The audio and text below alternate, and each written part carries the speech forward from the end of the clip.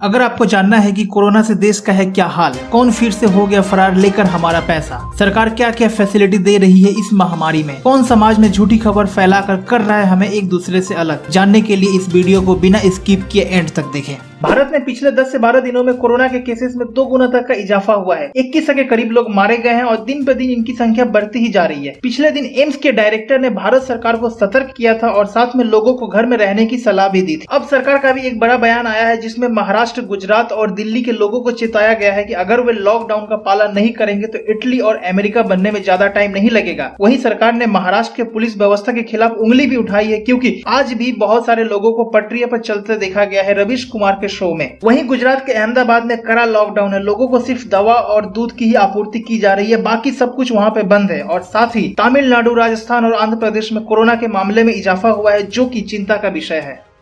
फिर से एक जिम्मेदार चोर 400 करोड़ का चूना लगाकर देश छोड़कर फरार हो गया। जी हां, चावल का व्यापार करने वाली कंपनी रामदेव इंटरनेशनल लिमिटेड 5 बैंकों का 400 करोड़ रुपए लेकर फरार हो गई। अब तक के अपडेट के अनुसार 4 निवेशकों के ऊपर SBI ने मुकदमा कर दिया है, लेकिन अब कोई फायदा भी नहीं है, क्योंकि गरीब का पैसा तो लूट कर लेकर चले गए और आगे भी इसी तरह लूटते ही रहेंगे।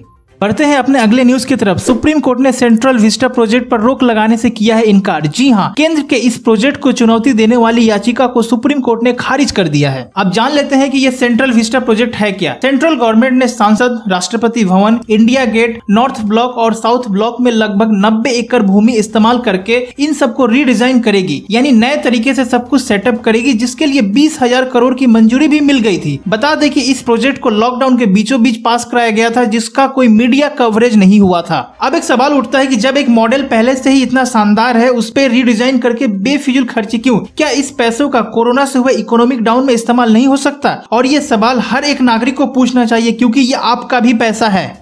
बढ़ते हैं अगले न्यूज की तरफ। कोरोना वायरस पर आया WHO का एक बड़ा बयान। कहा, चीन के वुहान मीट मार्केट से ही कोरोना का प्रसार शुरू हुआ था, लेकिन एग्जैक्ट किस जानवर से हुआ था इसके ऊपर उनकी टीम रिसर्च कर रही है। और आपको बता दें कि अमेरिका बार बार WHO को चीन का कठपुतली बता रहा है और उसके फंड भी रोक दिए हैं। शायद इसी के दबाव में WHO का रुख बदला है।